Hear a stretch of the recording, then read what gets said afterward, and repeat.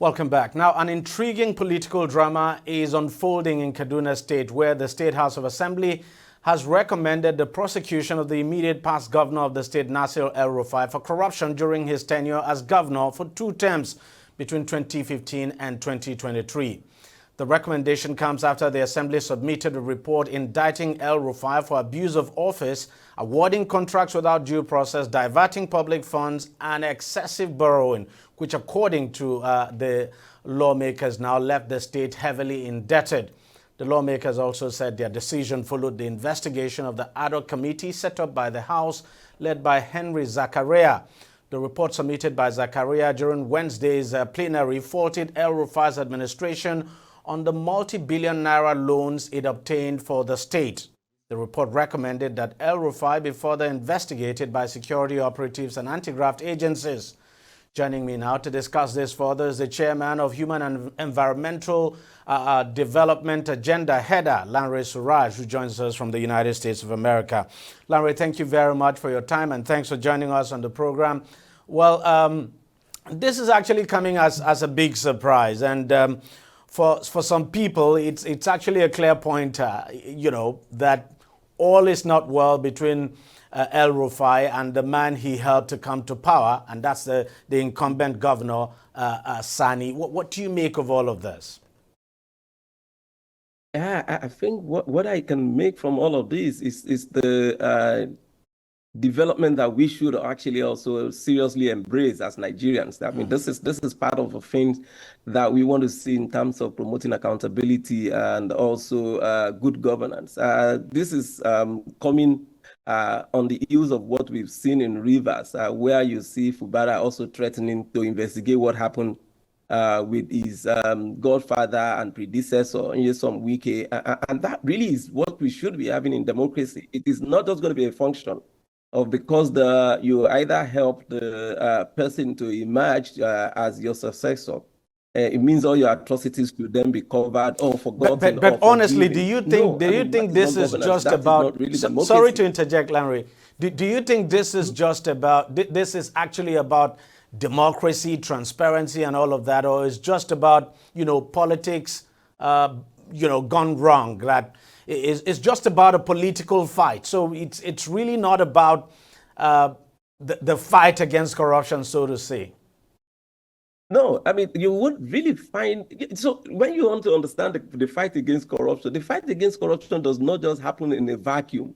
If you leave the political elite, there wouldn't be any fight against corruption. There would always be conspiracy and collaboration, and then also cover up. So the elite and then the political structure does not fight corruption in its own. They thrive on corruption. So we would have to continue instigating and praying for this kind of situation to happen if we want to have good governance and then also democracy. So either they fall out, either it is going wrong or it's gone wrong. We need to have something like this that would allow for the interrogation of what must be the activities of people in office. So if we're lucky enough and we have someone that would come, unlike what you have, I mean, you are even seeing some of that at the national level. So some of the ministers, you see Adi Sirika also being brought to book or to account by the current government. You see some of the other ones that are also being investigated. We need to have that, even though they belong to the same political party or they succeeded one another. It has to be things that we must encourage. So we don't allow them to escape this by claiming that, it is because of politics or no. It should be the standard in governance. You should be able to give accounts to whatever it is that happened while you were in office. And if we continue to have that trajectory of, once you have someone that comes into office, the one that you have in Lagos is an anathema. That is something that we should wish against, where you have all the governors, none of them checking and investigating what happened with the predecessor in office. No, that is not good governance. That is not democracy. That is just a complete cover-up and mismanagement of our resources. Check the Lagos system. You would see how a new government or a new governor would abandon what the former governor has been doing and then goes to a new project. You don't even know what cost is that to the people or even to the taxpayer? I mean, that is not governance. There must be the accountability to know why do you abandon a project of your former predecessor in office, and then why are you embarking on a new one? If there's been corruption, we must get to the root of it, and for that reason, it is for me. And that should not be allowed by an average Nigerian. If there are cases to answer, it should be answered. We're seeing it in Kano, where the current governor, because we would say it's because they are in different political parties. Fine, that is when we have this. So now that we're having it within the same party, we should celebrate that and encourage them. I encourage Governor Fubara to go the whole hog and investigate what happened on that weekend. And I would still do the same with the Kaduna people and the same other states where we have element of a mismanagement of public funds. Now, the former governor has actually responded, and I just want to read a part of what he said, and let me get your reaction to that. He said that Malam Nasir El-Rufai is immensely proud of his record of governance and the legacy he left in Kaduna State.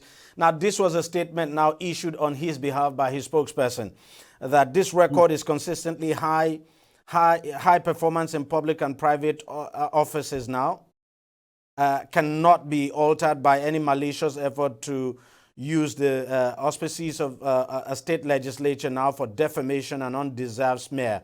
Many of the officials who served in the El-Rufai government appeared before the ad hoc committee because of their confidence in the quality of their services and of their service and the rectitude which they served Kaduna State. They were under no illusion that they were participating in a fair process. It was obvious that the ad hoc committee was merely going through the motions of an inquiry just to give some gloss to predetermined conclusions. What would be your reaction to that? Because obviously the governor is saying that, the former governor now saying that, look, that the work of that ad hoc committee that conducted the investigation was predetermined, that they were working to an answer. Without my saying for any reason or coming to the conclusion that Malam El-Rufai is guilty or not until possibly what we would want to adopt with the Nigerian system of assessing this situation, of saying until when the court pronounces such. I think it is very difficult, and I stand to be corrected, for any governor in Nigeria to actually go through the crucible of investigation, and there will be no infraction. It's extremely difficult, if not impossible. So there's no illusion about that. Let us not deceive ourselves. That is number one. Number two, one of the best things that would have been done is for the former governor to respond to all those allegations one after the other, without just coming to the conclusion of political persecution or working to an answer. I mean, these are just normal.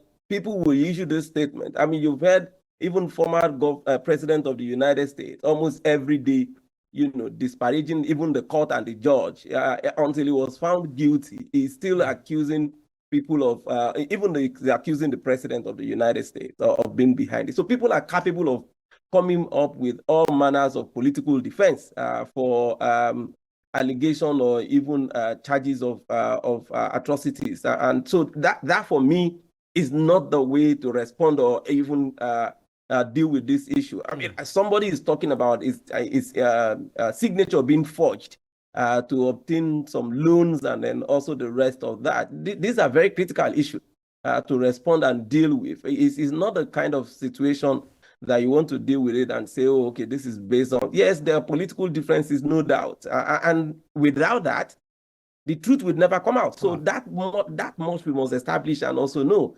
Without there being this wrangling and fallout, the Nigerians would never be opportune to know the truth about what happened within the political elite and political class, political parties and also government. So this for us is where we would ask either EFCC or ICPC to take it forward, or the Attorney General of Kaduna State to approach the court with the evidence that they have to approach the court and then prosecute the case. And then it can be defended before the court, unfortunately, very sadly. And I just mentioned this to one of our friends at a discussion forum, that you would be shocked that even with DEJI360 that I mentioned earlier, where the daughter and the in-laws. Hello? Can you hear me? Go on, I can hear you. Yeah, where the daughter and the in-law were accused of, awarding contracts to themselves and then also nepotism.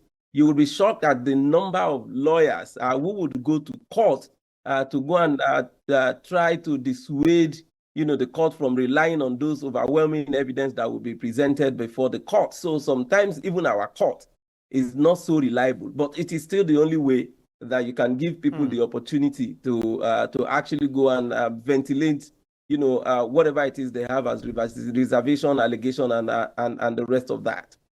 But what do you make of this? The issue of the loans, for instance, that the lawmakers talked about. That look, some of these loans were actually also approved by the incumbent governor when he was a member of the National Assembly as a Senate, because the Senate, of course, had to approve some of these loans, especially the foreign components of the loans. And that this governor, the current governor now, was in the National Assembly at the time, and as a senator, he sat over and gave approval for some of these loans to be taken. And now he's turning around to conduct, this investigation and indicting a process that he actually took part in. Oh yeah, so that we should deal with in two different folds. So the fact that the current governor also sat and approved the loan request does not mean that he's also culpable in what eventually happened with the loan. So the loan could have been procured with the genuine interest of serving the people of Kaduna State. And then because it was not managed by the National Assembly or supervised by the National Assembly, then it goes to the state. So the state governor and his other colleagues at the state are then responsible for accounting for what they did with the money. So that immediately after the approval, the National Assembly is almost completely free of any responsibility or connection with the utilization of the loan. That is number one. Number two, if for peradventure, the current governor is also indicted in the process of the implementation or the utilization of the fund, then that should be brought to the public knowledge. It should also be properly indicted. And the law does not prevent either the assembly or the law enforcement agencies from investigating a serving governor. It only cannot be prosecuted. It's not even just that those proceeds of crime cannot be forfeited. They can actually be forfeited under the non-conviction asset forfeiture, pending when he's out of office for prosecution. So it is not sufficient. It is not a defense that, he was there or he was a member or he was party to the process of approval. Approval is different from implementation. I'm not sure if the problem is that the approval was wrongly done, but it's about the implementation and utilization of those funds. And the another angle, like I mentioned earlier, is also where you talk about there's someone also claiming that his signature was forged to procure some of the approval. That is another challenge that actually needs to be defended. Well, we'll wait and see how it all goes. Lanre Suraj, Chairman of Human and Environmental Development Agenda, thanks a lot for your time and thanks for coming on the show. Always my pleasure. Thank you for having me. Appreciate it. Take a break. We'll be right back. And go away. Opinions are free. Facts are sacred. But truth is universal. How, in practical terms, can we, for instance, de-escalate the tension? Because when you go into public office, you must be ready to answer to the people. We know where the enemy is. 3 places. The Lake Chad Basin, the border area between Nigeria and Cameroon, and then the Sambisa Forest. On DEJI360, we give you a complete dose of everything. Opinion, facts and undiluted truth. I hardly believe what politicians say in this part of the world. A new Nigeria is possible, a future is possible. We delve into the issues, dissect it so that you can understand it, use it to take action. I don't think there's any need for any governor to look for grant for ranching. DEJI360, dissecting the issues.